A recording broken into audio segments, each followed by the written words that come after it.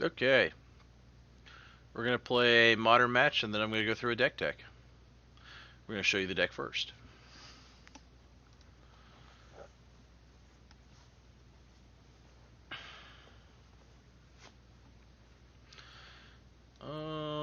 No green. Worldly Council only goes for 2. We've got a Remand and we've got a Scapeshift. We have to hit a green source to have this hand not suck. That's fairly risky. In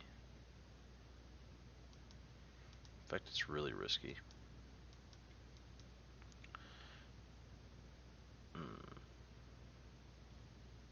Mulligan. Keep. This is fine. Top. Okay. So if you haven't figured it out yet, or you're not familiar with the deck, we're playing Scapeshift. Creplucent Forest, Ancient Stirrings. So this is Tron? Red-green Tron?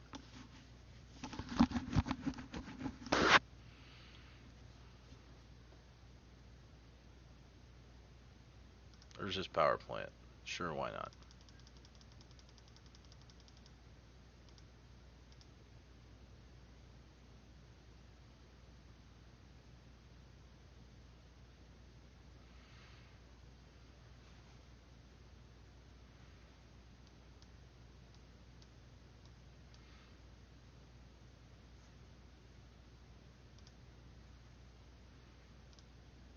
Stomping Grounds, tapped. Say go.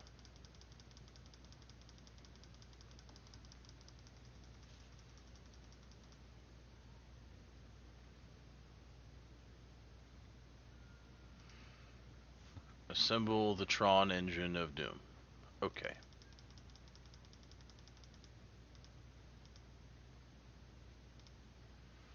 I didn't want to draw you. Asshole Forest. I wanted to go get you with this Hunting Wilds. Oh well. Get our blue out. Get Tribe Elder out.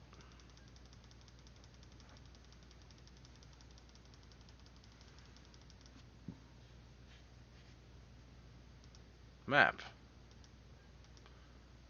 Okay. Get my Black Splash. Don't hard draw my other forest or something horrible like that.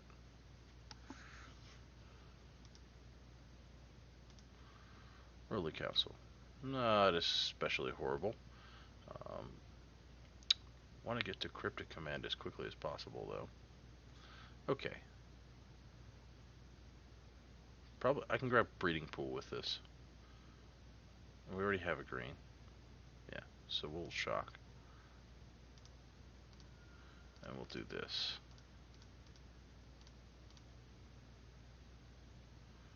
Breeding Pool, Forest. Keeping the mountains in our deck. No.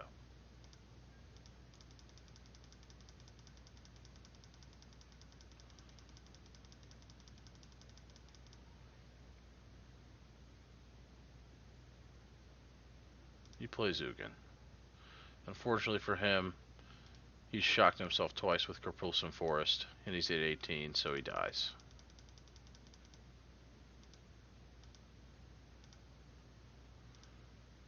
Seven lands is a kill in this deck if your opponent is at 18.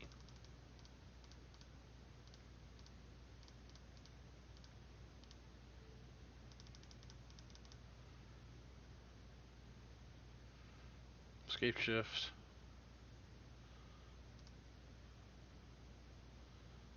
Sack all the things.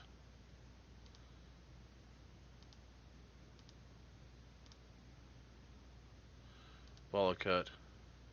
1, 2, 3, 4, 5, 6. 18 damage.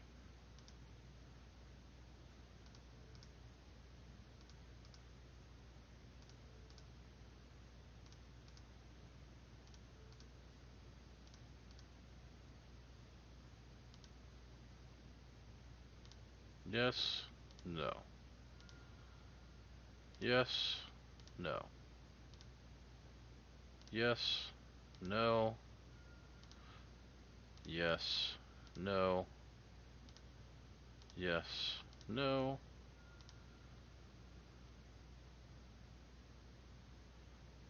Begin sideboarding. Okay. Best Tron card we get to play is Crumble to Dust. Yay. So that's definitely coming in. Lightning Bolt is complete garbage against him. Slaughter Games is not so bad against Tron. Negate is not so bad against Tron. And what else do we want to play? Relic, I guess, at least cantrips, but single Lightning Bolt's not bad because it can put him down to 18 to make it easier to kill him if he doesn't hurt himself. Damnation is not so good, even though it hits. I mean, it gives you a way to kill like Worm Coil Engine or something, but that's not really how we want to be winning this game. Anger the Gods not so good. Engineer Explosives, yet again, not that important. The second bolt's probably fine. Pull a couple bolts, bring it in negate. Let's pull. What did I pull? Damnation, 2 bolts for a negate, Slaughter Games, and a crumple. Okay. Seems reasonable. This isn't a horrible matchup anyway.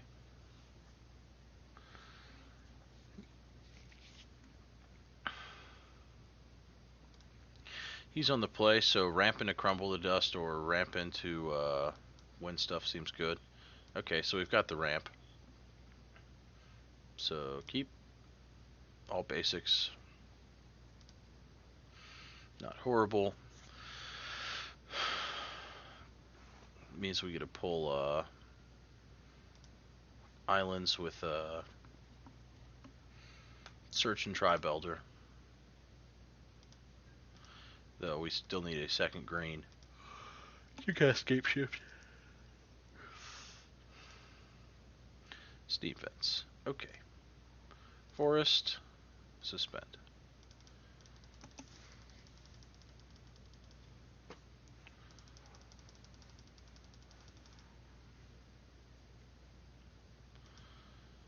I'm getting some deja vu here.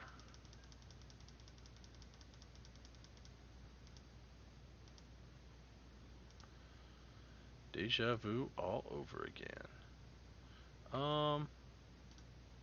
Shocking doesn't really matter, I don't think.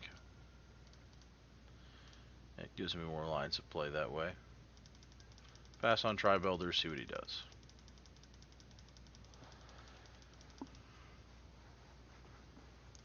Chromatic Sphere, okie doke. You got Power Plant in mind, which is what he's played so far. And I'm gonna guess this is gonna go get Tower. Indeed. Okay. Sack the Tribelder.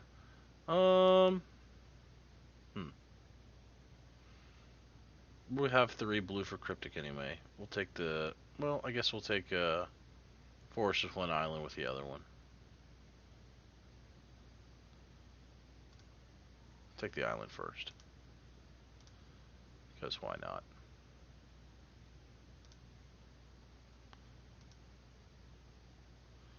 Forest. For Scapeshift. Stomping Ground. Okay.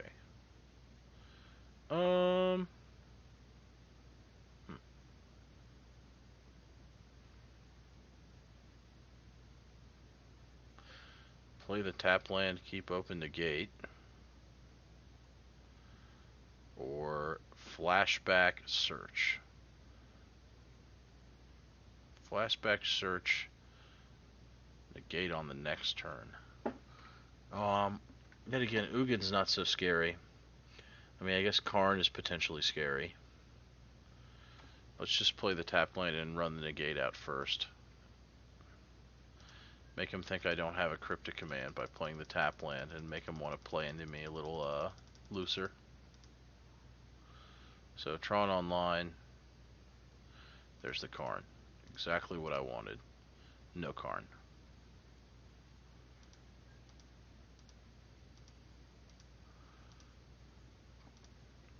Now we can even keep Snap up,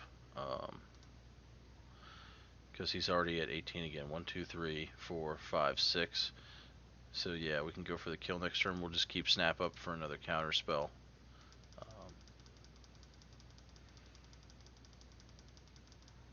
And he should just die.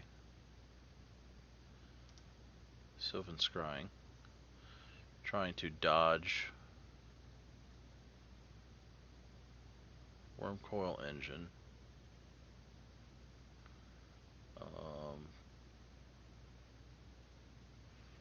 I don't care. Too little, too late.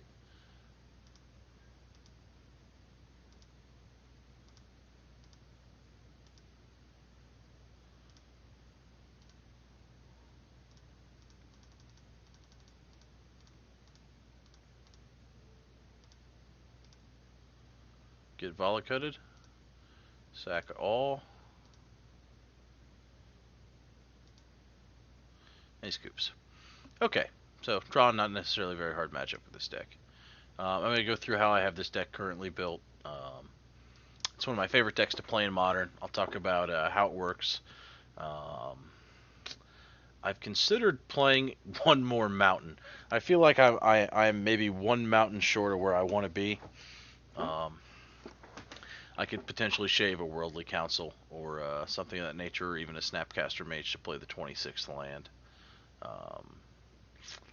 As far as what I would play as the 26th land to get that mountain, I guess Blood Crypt isn't especially horrible, even though I'm playing no real way to fetch it with 4 Misty Rainforests. I could just play a additional Cinderglade. It's probably not the worst thing in the world if I want to play another mountain. It's not so bad where it's at, but that's definitely a consideration. There are times where you could be one mountain short and be slightly upset, just because of how the way things can play out in any kind of game. But I have liked this mana base a lot so far. And I like playing 3 of the Worldly Councils, but you could easily cut one of these to play like a Cinderglade, or maybe if you had a different fetch setup, maybe even a Blood Crypt or something like that. Because right now I've got 1, 2, 3, 4. Wait. 1, 2, 3, 4, 5, 6, 7, 8, 9, 10 mountains with 2 Volacots, which is cutting it close in a lot of games. If you just draw too many of those mountains, it can be fairly problematic. An 11th mountain, I think, would definitely help in some circumstances, but it hasn't been relevant all that often. I think there was, in the last 10 or 12 games I've played, I think it came up once or twice, but it has come up. So it's definitely something to consider. The mana base is kind of interesting in this deck, in that you want to be able to play 4 colors for Bring to Light. Mainly you want to be able to get it to 4 just to cast the Scapeshift. So since you get a splash, it's not bad to play a single Damnation or a Wrath of God. I decided to play the black to play a Slaughter Games in my sideboard. Whether you play the Wrath of God or the Damnation isn't a huge deal. It's just mainly dependent on what you want to play in your sideboard. I've liked the Slaughter Games. So as far as that goes, yeah, I kind of like the way it's set up right now. At 1, we've got 4 Lightning Bolts and 4 Search for Tomorrows. In general, in this deck, your plan is to just ramp on turn 1 and 2 with Sakura Tribe Elder and Search for Tomorrows. Search for Tomorrows is pretty much the only actual land ramp spell you can play on your first turn. As you saw in those games, Scapeshift wins at 7 for 18 damage. Once you get to 8, you're all the way up to 36 damage. So you want land-based ramp. You pretty much completely hop the 3 slot. So this deck doesn't play any true 3-drops in it, because it wants to hop straight to 4 and play Cryptic Commands as soon as possible, as well as being able to Snapcaster back Remands, and just even be able to play multiple 2-drops in the same turn, like another Sakura Tribe Elder with an Is It Charm, or Is It Charm plus a Remand, or you can even play a tap land and then save open a Lightning Bolt plus a 2-drop.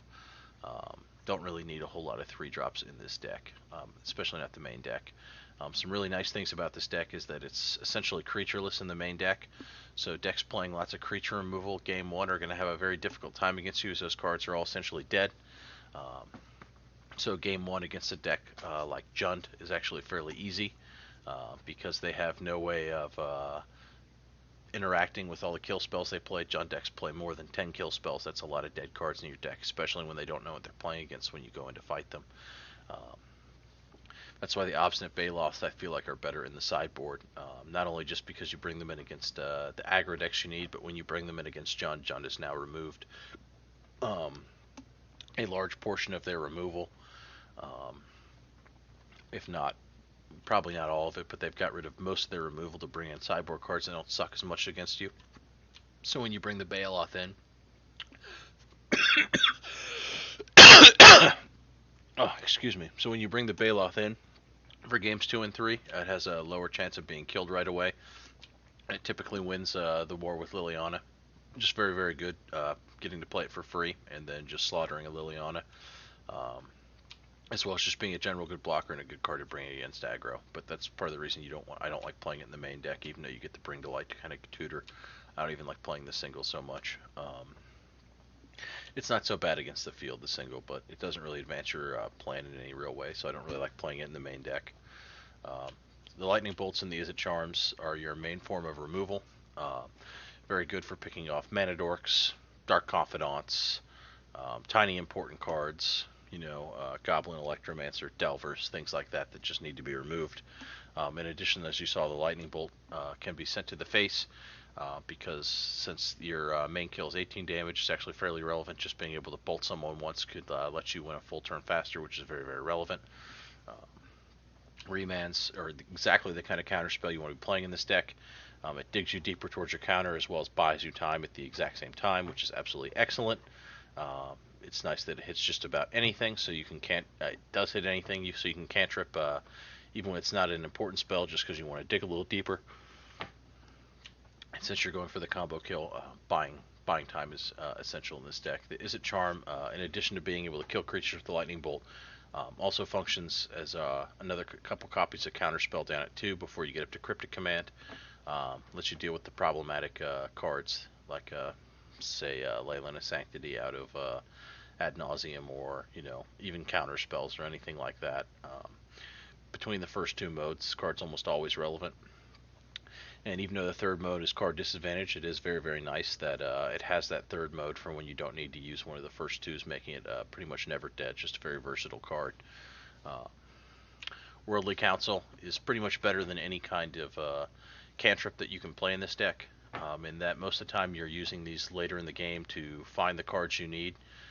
You don't necessarily, with 25 lands and multiple ramp spells, very often need to be searching for lands like you would in a land-light deck with Serum Visions or something. In addition to the fact that Serum Visions isn't very, very good because you're using the Search for Tomorrows and Sakura Tribe Elder so often that you're not really going to get the impact of the Scry early in the game, and later in the game this is just almost strictly better. Because we're splashed a 4th color for the Bring to Light already, this is pretty much Impulse. The fact that it's instant speed is actually very relevant in this deck, considering we're playing some Snapcasters, Cryptic Commands, and other counter spells. And in general, just tend to be passing, and then getting to make our decision at the last possible moment is very, very good. And getting to dig 4 is just absolutely excellent. Maximum Cryptic Commands, because this card just simply wins games. That's part of the reason you maybe even want to play this deck. Very, very good against like the deck we just played in the Tron, any kind of combo deck. Powerful against the Jund style decks, just because it's a 2-for-1. You can tap entire teams down when you can't even target. Against something like Boggles, you can use it like a cantripping Fog. Being able to just bounce any permanent that could be problematic for you gives you really good resilience to pretty much anything people are playing in their main deck. Being able to cast this up, Bring to Light in bounce plus draw mode is very, very good, and you use it actually that way quite often. In addition, with Snapcaster Mage, we can essentially cast Cryptic Command quite a few times in any given game. Hunting Wilds is mainly played because you're playing the Bring to Light, and it's already a pretty decent card in the shell. Getting to ramp 2 is good, but because we're playing the Bring to Light, we're going to be playing the Hunting Wilds because it gives this card a little bit more versatility. Since they printed Bring to Light, I feel like this deck is quite a bit stronger than it used to be. You get a toolbox a little bit like decks like Cord got to with creatures, except you get to do it with spells. And now you get singleton one-shot hate spells out of your sideboard, like Shatterstorm versus Affinity, or Crumble the Dust against the Tron, or even something as simple as Back to Nature, even though it doesn't cost the full 4, which is actually quite nice because you don't even need your splash to cast the Bring to Light, to deal with decks like Boggles or Eidolon, or even Ad Nauseam in some situations, which you can also cast Slaughter Games against them, as well as being absolutely devastating in the mirror, getting rid of all the Scapeshifts, etc. So some of these silver bullet cards at your sideboard, instead of getting just a single copy of these cards, all of a sudden you feel like you have 5 copies of these cards, which is just absolutely excellent. In addition, you just get to play more total Scapeshifts, and this card is just a better draw most of the time. Anytime that you don't want it to be Scapeshift, it's a better draw, and because you have to get to an amount of mana that's higher than the cost of Scapeshift to win, it's pretty much just always better. Single Damnation in the main deck just to deal with, just kind of as a toss-up to aggro and fast kind of decks, to where if you're not quite ready to win yet and you know you're dead on the next turn, you can use a Bring to Light to cast Damnation real quick. You don't necessarily have to play this in your main deck, but if you didn't, I would want to play a copy in the sideboard, and you'd lose a sideboard slot for just another regular card slot. I like my sideboard cards quite a bit, at least my numbers of them, but I mean, shaving something like a Dispel or one of my relics or something like that wouldn't be such a big deal if I wanted to play that 26 land. I do kind of want to play one additional mountain in this deck, not because I think it will happen that often that you will lose because you don't have that additional mountain, as much as it is just a very, very frustrating way to lose. When you have ran out of mountains, I don't expect to be playing against like Mill Surgical Extraction deck quite often in Modern, though if I did, I'm sure this would be a very poor matchup. Out of my sideboard, get the Obstinate Balos. Obviously, you can cast them with the Bring to Light, as I mentioned before. They're mostly for stonewalling aggro decks, and they're very good against Liliana decks as well. Anger of the Gods, just a very, very good card against aggro decks, especially ones that try to go wide, or even just small creature decks, and has the nice little benefit of stopping recursive aggro decks, so Strangleroot Geist, Kitchen Finks, things of that nature are not coming back when you kill them with Anger of the Gods. Another good card to cast off Bring to Light, but also just a very good card that actually makes use of all this red mana, because we have to have such a high mountain total, even though we don't really want to be a red deck, if you know what I mean. Shatterstorm for blowing out Affinity, Crumble the Dust for the matchup you just saw. Relics are really, really good for against a lot of decks, really. Since they cantrip, you can play them against almost anything if you had lots of dead cards, if you're playing against a bunch of random crap. But in general, they're for slowing down faster, more degenerate combo decks using their graveyard as a resource, obviously. So Instant Speed Reanimator, anything using Pyromancer's Ascension or Past in Flames. Pretty much anything that's trying to degenerately use their graveyard. This in conjunction with the already decent amount of disruption that we have in our counter spells should be able to buy us enough time to combo off and kill them before they can kill us. Engineered Explosives and Back to Nature are both excellent answers to the Boggles deck. Back to Nature is really, really good, as I mentioned before, against the Eidolon type decks as well. I actually like Engineered Explosives against Jund, because at 2 they've got a lot of cards, though we have ways to kill Dark Confidant quite easily, like the Is It Charm and the Bolt.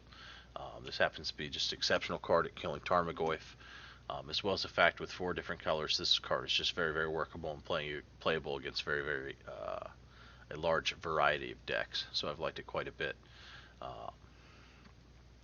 The Dispels are mainly for blue mirrors, when I'm trying to fight through counter spells, and my opponent's best way of stopping me from winning is casting Counterspell on my Bring to Light or Scapeshift. Dispel is excellent at stopping them. negate is similar, except a little more broad, and I can bring it in against a few more decks. I've actually considered playing 2 negates and 1 dispel instead of 2 dispels and 1 negate. I originally thought that the 1 mana cost on dispel would be very, very good with just trying to cast like a Bring to Light early or something at 6, or just being able to get other spells through, etc. But in general, I think I've actually liked this negate a little bit better. That's another little small change I might make. And then the Slaughter Games is just very, very good against all sorts of different combo decks. Against Ad Nauseam, I really, really like this card. Not just because, well, most of the time you're just taking Ad Nauseam since it's quite difficult for them to assemble Labman plus spoils as compared to just casting Ad Nauseam and winning. Because they need Labman, spoils, and a card that prevents them from dying to spoils, which is a 3-card combo instead of a 2-card combo. But you can also simply cast this on annoying cards like Angel's Grace as well, prior to the turn you're trying to go off. But yet again, just playing these single super powerful cards against certain decks when you have Bring to Light is just absolutely excellent. So in general, that's how the deck is built. Like I said, the mana is tough in this deck.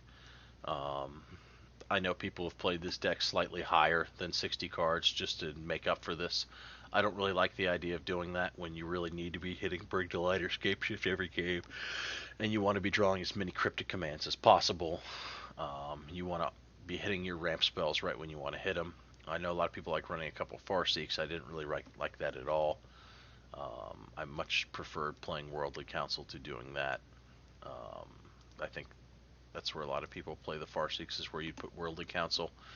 I don't really subscribe to that way of thinking, though I could see taking 1 Worldly Council and going to 26 land instead, just to get my mountain count up 1 more. I'll play around with that a little bit. 2 might be fine. But I think in general, this setup is better.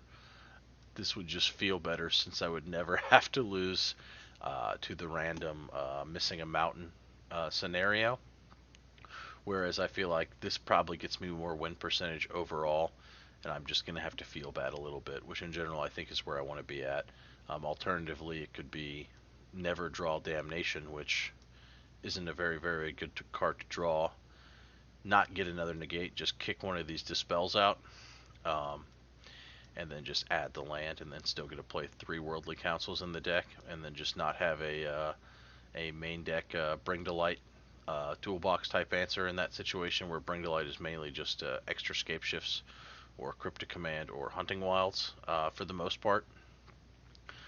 Having that 1 extra toolboxy Bring to Light thing against aggro is probably pretty good, but I don't really feel like aggro is that bad of a matchup, especially post board. And I feel like it would kind of be easy to do something like this to get my land. So I'll toy around with that and I'll tell you what I think. But in general, this is how I like the deck built, and I really, really have had a lot of fun playing it. I think it's fairly strong, fairly straightforward, and easy to play. The combo is not very hard to understand, and I think the biggest thing is land sequencing, knowing how many mountains are left in your deck. It's one of those decks that you can make some rookie mistakes when you play it the first few times, and you could definitely make mistakes that are quite costly. But I feel like once you grind this deck out through maybe 20-30 games, you'll really get the hang of it, and it's just a lot of fun. I feel like it's fairly powerful. It has a very good flowing feel with a high number of lands. You don't have to mulligan very many hands. You've got interaction for a lot of the field.